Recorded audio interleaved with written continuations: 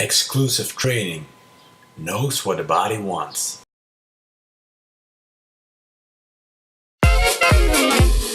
Come da poca picchita va bene, se tu la parla miezza americano, quando si fa l'amore sotto la luna, come da bene in capo di I love you, papà l'americano.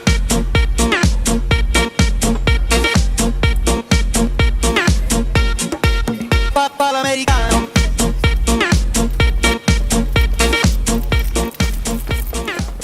Nou, de oefening die we eigenlijk net hebben gedaan is een hele goede oefening om je hartslag te trainen. Is goed voor je uithoudingsvermogen.